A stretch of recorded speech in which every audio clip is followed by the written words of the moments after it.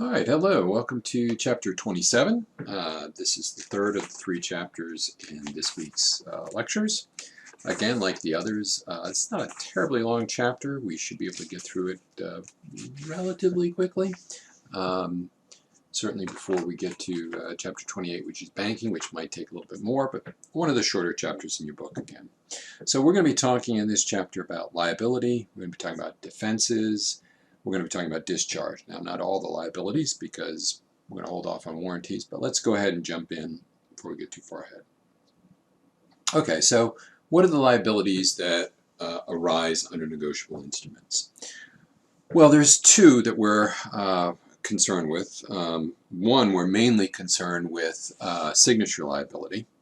Warranty liability, we're going to look at that with contractual liabilities more. So we're going to focus primarily on signature liability in this chapter. So we say that signature liability is the key for negotiable instruments because if people could draft them but had no liability, then again, kind of like if you can't collect them, they have no use. So how do you get signature liability? How do we say that this person is liable? They have to pay on this negotiable instrument. Well, the key here is they sign it. Now, you can sign in lots and lots of different ways. You can sign with a stamp. You can sign with a type. You can sign typewriter or a computer printer. You can sign almost any way you can think of. Signature liability is something that I tend to think of as kind of lying underneath the surface. It's not important unless the negotiable instrument is dishonored. So most of the time, this is not of concern to us because if you think of the thousands of checks, both real and electronic, that are written every day, the millions of them probably, millions and millions, how many get dishonored? Well, the answer is going to be a very small number. So most of the time, signature liability simply doesn't come up. It doesn't arise until, and let's just use our paper check as an example here because it's easier to see this way. I write a check, you take the check to the bank. If the bank cashes it, there's no signature liability issue here.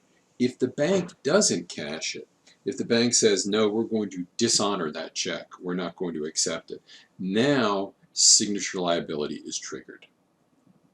So we ask if signature liability has been triggered, are you primarily liable? Are you the person we're going to come to for the money? Show me the money.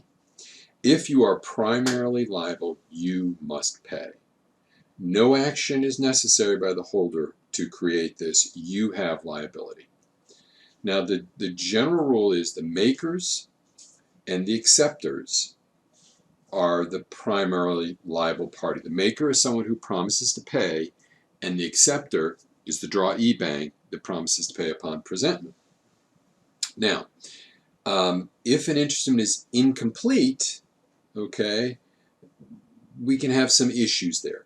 So the famous blank check or an incomplete check. If it's incomplete when signed, then you may have final liability as to whatever they fill those numbers in at. Now, you'll also sometimes hear the term cashier's check. This again is one of those things I think that has started to disappear in our society.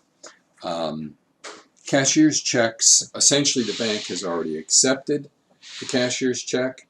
When you accept a check as a bank, we say this is then certified, and certain new rules come into place for liability there. Okay, secondary liability are the drawers and the endorsers. So this seems kind of strange, but think of it this way. I write you a check on the Wells Fargo Bank. There's money in the account, but for whatever reason, Wells Fargo doesn't pay you. Well, the first person that you have to go to is Wells Fargo, okay? Because if the money was there and the check was good and they didn't pay, that's not my problem. That's between you and Wells Fargo right away. But if there was insufficient funds in the account, now the primary liability was Wells Fargo, but they say we're going to dishonor that because there's not enough money to pay. Now secondary liability gets triggered. This is essentially a kind of contingent liability. Only if the primary parties haven't paid, only if the bank hasn't paid the check can you come to me to get the cash. So for the drawer, which is, again, we're going to use the check as our constant example here, this arises after the bank refuses to pay. But it only arises if you actually properly presented it in a timely manner and it was dishonored and notice was given. If you didn't follow those, if I wrote you a check 20 years ago and you didn't get around to cashing it today, and then you come up to me and you say, oh, you know, I want to cash that check you wrote me 20 years ago. That was never properly presented. The secondary liability may not be there at all. Okay, so what's proper presentment? So again, let's take our check. What's proper presentment for a paper check most of the time? You take the check to the bank, you endorse it at the proper time to the proper person in the proper way. You don't show up at 3 in the morning, banging on the bank door saying, hey, I want to cash this check. You show up during business hours, you present the physical item, you've endorsed it if it's payable to order. It's a secondary issue, but you've endorsed it and you hand it to them. That's all proper. Now, notes and certificates of deposits have to be presented to the maker. The draft has to be presented to the drawee. Any commercially reasonable manner. Now that's where we're going to kind of start to see the beginning of this electronic presentation, because I don't know if you remember, but really at the beginning of the kind of internet electronic banking revolution, sometimes stores would take your check, and some still do, I know. They'll take your check, they'd scan it, then they'd give you the check back. Well, what they did was they made a scanned copy of the check, and they're going to present that. And there's already rules that say that is a commercially reasonable way to do it. But let's go back to our old ways, because that's the foundation of all the new ways as well. You take a check, you present it for payment. Now, you're probably saying, well, what's the big deal? A check's written on Wells Fargo, I go to Wells Fargo, I cash the check. But let's suppose that you're in another state. And let's suppose that your check is driven on you have a check for the First National Bank of Fuquay-Varina. So you're in Denver, Colorado. There's no First National Bank. So you go to Wells Fargo there. You say, look, I have an account at the First National Bank of Fuquay-Varina. I'd like to cash a check here. You hand that check to them. What they're going to do is, assuming they accept it, they're going to take that check, okay, and they're going to move that check, either physically or more likely electronically, back to Fuquay-Varina, and they're going to present it to the First National Bank of Fuquay and get the money. Now, the most common reason that we have a problem with presentment is the checks are not presented promptly. If 99.9999% of all checks clear, those that don't clear, the problem is they're old. And the general rule is you've got 30 days. After that, you have an issue. Now, it doesn't mean the check is no good whatsoever. It doesn't mean you can never collect on the check. But what it does is it raises issues of presentment. Now, dishonor occurs when we make proper presentment, remember, proper time, proper place, all that good thing, and they don't pay me. The bank doesn't pay me on the check. Now, if they postpone, if they say, well, we want to call Tom Jones and make sure this is a very big check, Mr. Smith, you claim that Tom Jones wrote it to you, we'd like to call him, we'd like to verify that. That's not dishonor. That's postponing payment. If you went there at 4:59, you said, I want to cash this check, and they said, well, I'm sorry, we don't take these checks after 4:30 or something, again, not dishonor. You can require the presenting party of a check to provide identification and to sign the negotiable instrument. Nor is it dishonor to say, if you won't negotiate this, if you won't endorse this, we won't cash it. That's not dishonor. That's lack of proper endorsement. If a negotiable instrument is dishonored, you notify those people in that chain of the dishonors. So any bank that took a check, sent it to another bank, who sent it to another bank, who's going to cash that check. It's kind of like that old game you played, with the chairs, Ring Around the Rosie, I believe it was called, where you had to sit down and there were fewer and fewer chairs. Well, the last person that gets stuck, the last person gets you in trouble.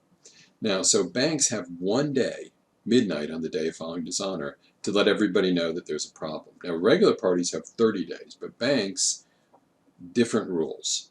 Also, foreign drafts drawn on foreign checks have different rules. Now, let's go back to our example. Let's suppose you're in Denver and you're going to a Colorado Rockies game, and you write a check for some sports memorabilia at the game shop there. And the Colorado Rockies own the game shop. And the Colorado Rockies take your check, which is drawn in the First National Bank of Fuquay. They take that check and they deposit it in their bank, and we'll say that their bank is Wells Fargo. So they're going to endorse it because they're cashing your check. They're going to physically endorse that check. So now Wells Fargo has a check that's been endorsed. They have bearer paper, essentially. Okay, and they're going to take it and they're going to present it to that First National Bank in Fuquay. So let's just suppose they endorse it. It gets transferred to the Federal Reserve. The Federal Reserve presents it to First National Bank of Fuquay. It gets the First National Bank of Fuquay and they say, there's not enough money here. The check's for $1,000. Bought some really nice memorabilia, I guess. And there's only $100 in the account. So they dishonor it. So it's going to get kicked back down that chain. So any endorser in the chain is liable to everybody later in the chain. So the Federal Clearinghouse says, okay, Wells Fargo, you endorsed it over to us. Here's your check back. Give us whatever credit we gave you back. Okay, so Wells Fargo takes it back. Wells Fargo goes to the Colorado Rockies and says, all right, this is a bad check. It's been dishonored, so if you got any sort of provisional credit, we're taking it back out of your account. You better go try to collect this check. So it's going to go back down to the sports memorabilia shop, and they're going to come after you. But you notice that everybody that endorsed guaranteed payment to everybody after that. So again, like hot potato.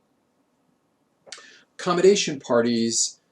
Accommodation parties are people who sign it to get credit. So an example I put in this would be, let's suppose that you sign on a negotiable instrument like a promissory note so that your son or your daughter could get a car loan. When you sign, you are an accommodation party. Now, you can sign as an accommodation maker or an accommodation payee to make sure it goes through. So let's suppose someone wants to cash a check and you know the guy's good, but the guy who's taking the check doesn't know he's good. And you say, well, I'll tell you what, Joe, I know my buddy here that he's good for it. I'll sign. So if there's a problem, it'll come to me. Generally, any endorsement not in the chain is treated as an accommodation endorsement. If you're called to make good after the accommodation, you go after the original party. And so it kind of gives everybody else in the chain some security. What about agents? Now, we talked in Business Law 1 a little bit about agents and principals. An agent is a person who represents someone or acts for them. The other party is called the principal. The old language, and you'll see this in some cases sometimes, you'll see the kind of dated language, master and servant. When can a principal become liable because of what the agent did? Well, if the agent clearly names the principal in whatever he signs. If I sign James Joseph Chapman, attorney at law, as agent for John Smith, and I sign, well, I'm making John Smith liable. If I denote he's an agent just by signing the principal's name, if my name's James Chapman and I'm representing John Smith, and I actually sign John Smith, that creates liability for the principal, assuming I have that authority. Sometimes an agent can become personally liable if I sign and I don't put anybody's name. So my name again, James Chapman. I sign James Chapman and it's for John Smith, but I don't note that. If I sign James Chapman and John Smith, well, I have personal liability because I didn't tell anybody that. If I sign my name and I say James Chapman agent, that's not going to excuse me. Now, there is a unique rule for checks here because sometimes, attorneys we close estates and we handle money for other people quite a bit.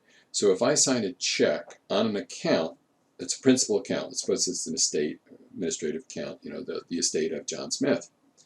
and I sign my name, James Chapman, from the estate of John Smith, I don't have liability. Okay, the liability remains with the estate. Well, sometimes, sadly, there are unauthorized signatures. So the general rule is you don't have to pay if somebody else signs your name. So let's suppose someone took one of my checks, a blank check, and they forged my signature. They wrote J. Chapman. Okay? And they present it for payment, and they get money, and now the bank comes to me and says, oh, we just cashed a check for $500. I said, not mine. My checkbook was stolen. The general rule is I don't have to pay. And what you're going to do, again, this is kind of like hot potato. If it's been endorsed, it's going to get pushed back typically to the person that took the negotiable instrument from the thief. At that point, that thief, okay, if you can find him, has liability, or if he's got money, you can get payment, but usually the person that gets it. So there can, however, be some exceptions. There can be ratification. Ratification means, let me give you an example. Let's suppose that my son steals one of my checks, and he forges my name, and he gives you the check. And the check comes back, and it's not mine. Now, the rule is I don't have to pay. But if I don't, my son might get charged, say, with embezzlement or crime or fraud or presenting a check. There's a bunch of things in North Carolina you could be charged with. So I might say, I'm going to accept that signature. I'm going to take it. Also, if there's significant negligence on my part that leads to an unauthorized signing, that's a little bit more iffy. Sometimes they can try to push it on you. But remember this, the forger, the person that puts your name down, that person always, always has liability.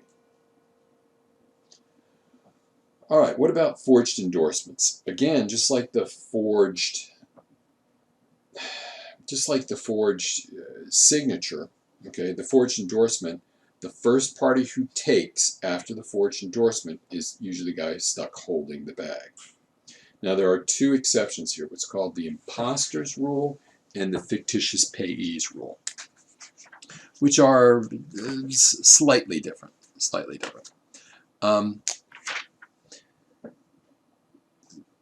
The imposter is someone who pretends to be a payee to induce the maker or drawer to issue it. So, if the bank doesn't confirm the identification of a person passing a check, okay, it may be liable, not the drawer of the check. So this is called the Imposter Rule. It's UCC 3-404. This is why they want it. Now, the fictitious payee is a little bit different. Fictitious payee is a very common type of embezzlement. So there's certain golden rules about embezzlement. We're going to have a very brief diversion here because I think it's a good point to address in business law. Companies are at their most vulnerable when one person handles payments, account receivables.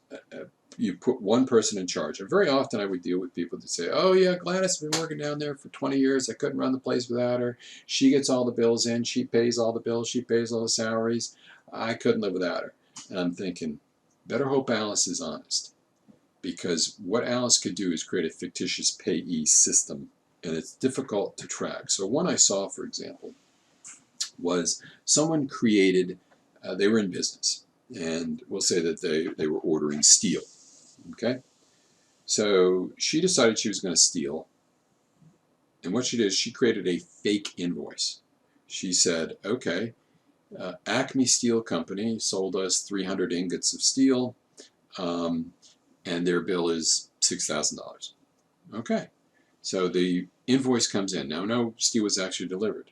She pays a fictitious payee. She pays this fictitious Acme company, then endorses the check over, fictitious payee, on fictitious name, and then cashes the check.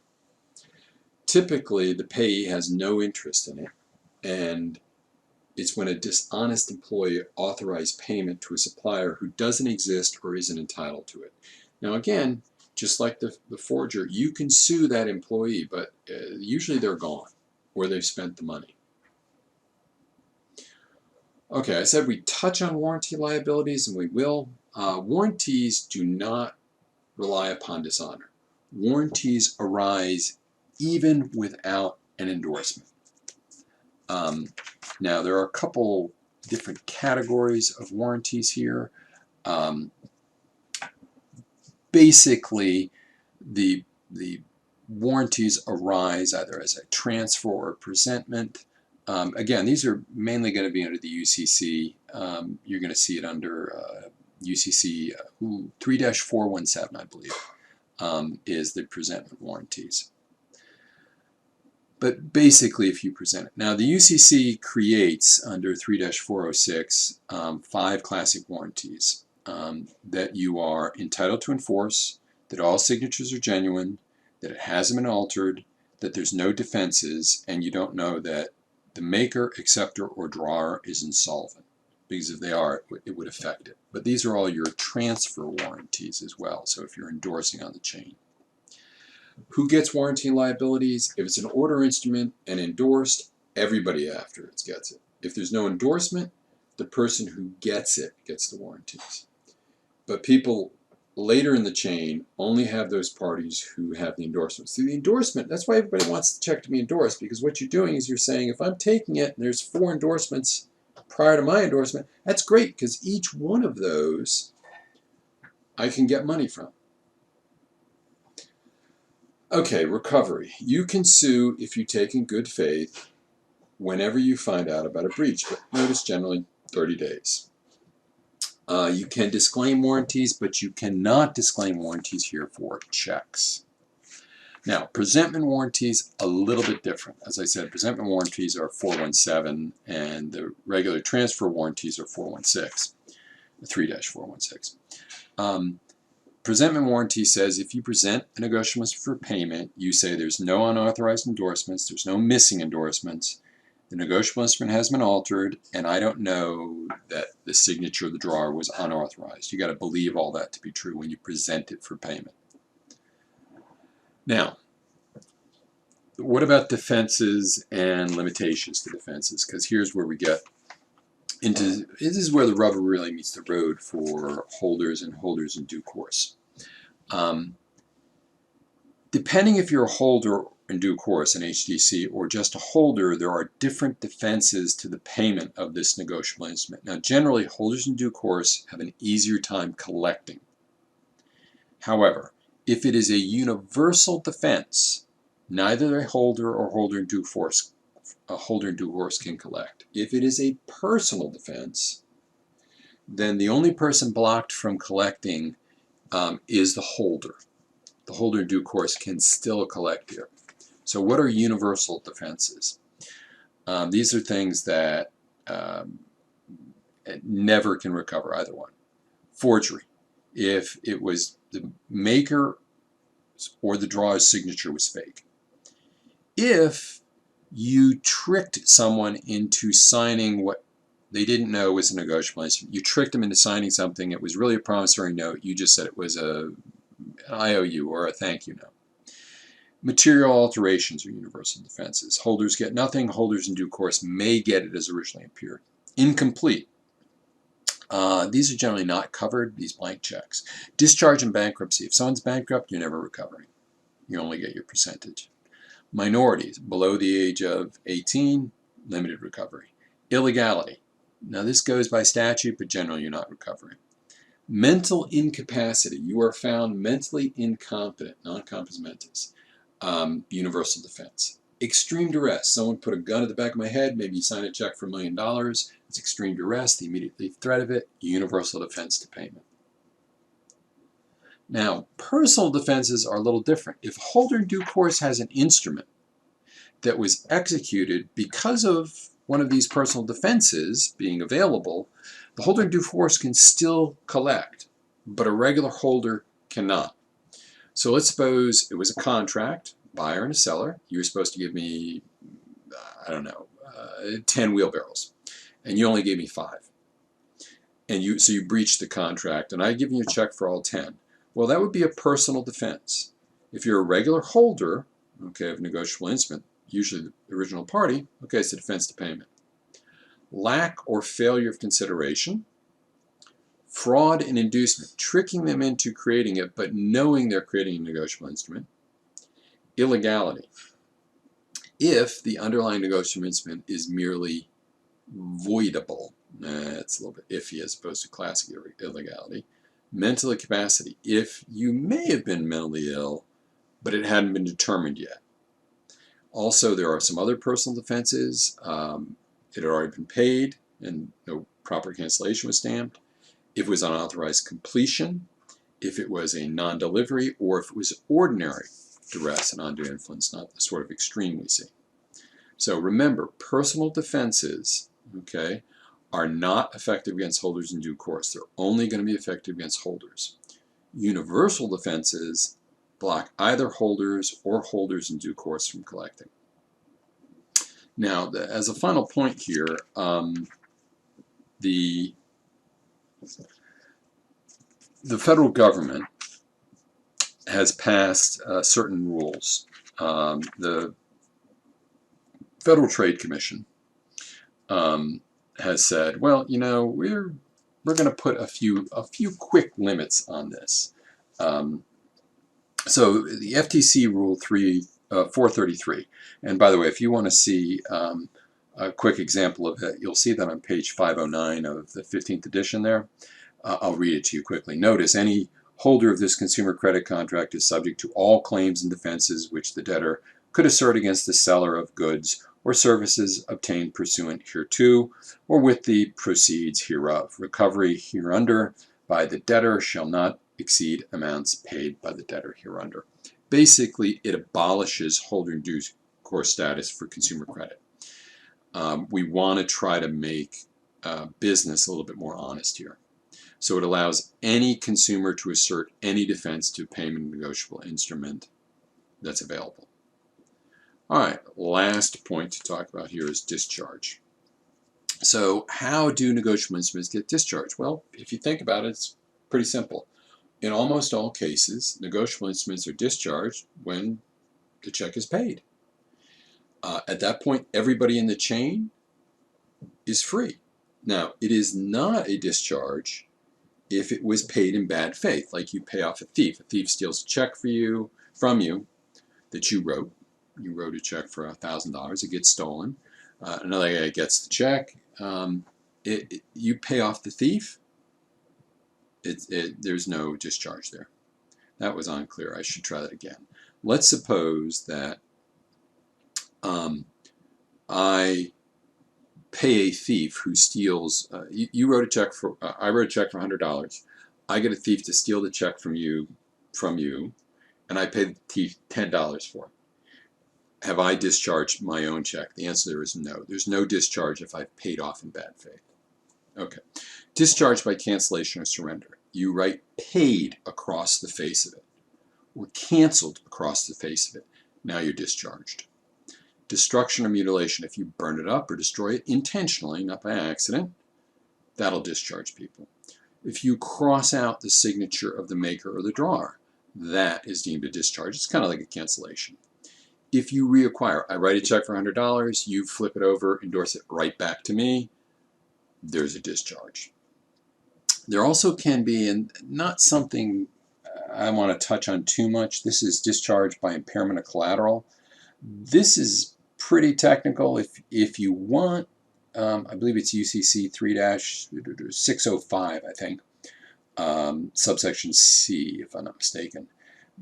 Basically, you put up property as collateral, and for whatever reason, the people holding the collateral didn't do a good job, you failed to register your rights, and it affected the ability to collect. It's pretty rare, but it does exist.